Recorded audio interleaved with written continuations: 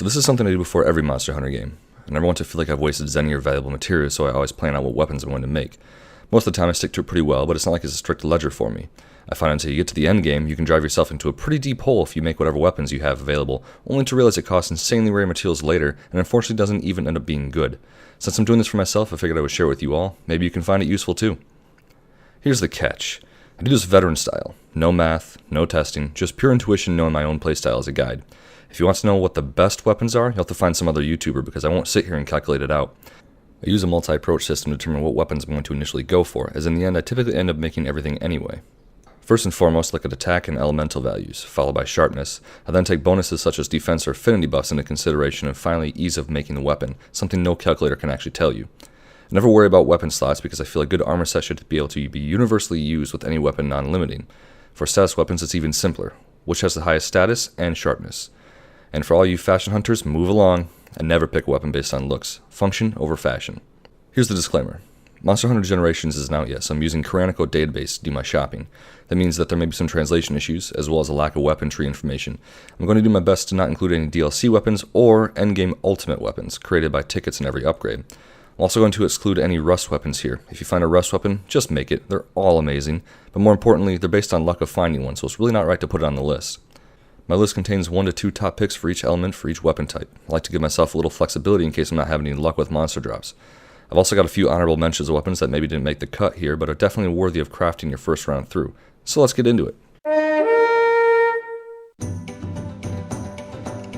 Switch axes are an extremely fun weapon, but they're also somewhat complicated, mainly because they have 2 different modes and they have files and codings. So for the purposes of this video, those files and codings can be put on the back burner and they're only going to be used as tiebreakers, and I'm really not going to focus on them for my preliminary search. However, that's not necessary for the fire switch axe because I believe that Gigant Burst is going to be your best pick here and your Dino Axe Gridmar is going to be your second best. They're both pretty close, but one does give you a nice boost to defense. Although it's more of an endgame weapon, I think the Vajra Axe Canary is going to be your best bet here. It does have one of the best damage to element ratios as well as some nice affinity on top of it to boost. You are going to need to help out that sharpness a little bit, but once you get it up just to +1, I think it's going to do you just fine. If you're a little more power hungry and want something with still some decent element, obviously the Genoga weapon, Despot's Cloudburst, is going to be a pretty good choice, but again, you're going to be using a lot of Genoga parts to make all these different thunder weapons. Therefore, I would go with Light Emdo Grave, as it is a little weaker in all the categories, but you do get a really nice sharpness boost, as well as some decent affinity. I'm just really not happy with any of the choices you get for ice weapons here. All of your options need some serious attention to affinity as well as a sharpness boost, meaning you don't get much flexibility with these. If you're going to bite the bullet though, I would go for Oblique Tusk or the Notched Calamity, or even the Notched Depressor, even though it has significantly lower attack. If you put some attention into fixing these rungs, you can get a really powerful weapon. Or you could just wait for the Rust weapon, because that has significantly better sharpness, elemental, even though it suffers a little bit in the attack area. I think the Tazumi Flow Axe is going to be what you want to end up with in the endgame here, simply because it has really good sharpness, as well as some affinity, decent damage to element ratio, and a power coating to really help boost it up. However, to get there, the Splish Splax Axe is going to be a great option on the way, or Vavoom Vindiction is also going to be really easy to make. This is where switch axes get complicated, because you actually have 2 different types of dragon switch axes. You're going to have the ones that have the native element, and ones that have dragon files. Now the files are only active in switch axes when you're in sword mode, which you can't be in all the time, which means automatically you're not going to get as much dragon element for it. So if you're trying to focus on an element here, you're going to want to stick with the native switch axes. However, if you do want a really powerful switch axe and it just so happens that the monster you're trying to kill is weak to dragon, some of the dragon file switch axes are going to be a really good option to have, so I've included them here as well. Now obviously the Elatron here is going to be one of your better dragon weapons, but again, it's an endgame weapon, so I would go with either of the Gormagala weapons. However, I would pick Eisengeist first, simply because it has a little better raw damage, even though it does suffer in the sharpness, and its element is arguably close to the Cercis, so I think you're going to get more out of it. If you are looking for a Dragonfile weapon though, I would go with the Oligocene Axe because it does have really high attack as well as really good sharpness. None of these really make me happy, so I hesitate to give you advice on which one to make because honestly I think your Brachiodos parts are just better spent on other weapons. So I would say wait for the Rust weapon or just make either the Grand Slash or the Brisant Demolisher depending on what armor set you have.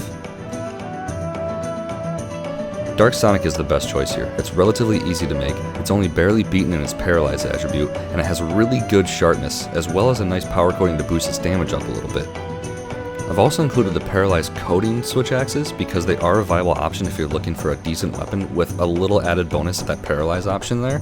However, I think if your primary focus is to actually paralyze the monster, you're going to want to stick with Dark Sonic instead. There are two excellent options for poison here.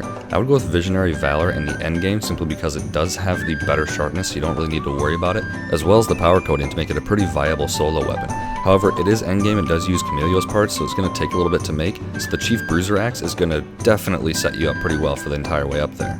If you're looking for a coating weapon though, Maximal Gasher is extremely easy to make, and the Naruga Karuga weapon with the poison coating is a really dangerous touch. The Mega Ripidon is an okay sleep weapon, but realistically, I would save your parts for some other weapon. The Switch Axe is one of the very few weapons that actually gets to fully utilize the exhaust status ailment, something that is really undervalued in my opinion in the game. Certain monsters can really fall victim to the exhaust status ailment, and I think every Switch Axe user should really have one of these weapons in their arsenal. With a really good endgame set, the Reckless Axe Vine is going to absolutely destroy certain monsters. The Rex Gnasher is going to be a pretty easy fixer-upper as it already has really good sharpness, but depending on your set, you could also get away with the Grunhardt. Unfortunately, none of the really high damage Switch Axes actually have the power coating as well as white sharpness. With a great endgame set, you could stick with the Reckless Axe again because you do get that nice exhaust coating bonus, but the Rex Gnasher is going to be a little bit easier to fix up right away. If you're looking to balance a coating, however, you could go for the Alexis because it does have a para coating, and with sharpness plus 2, it's a pretty viable option for a strong weapon. You could also go with the Oligocene Axe or the Maximal Gasher because they also have some different coatings that you could use in different scenarios.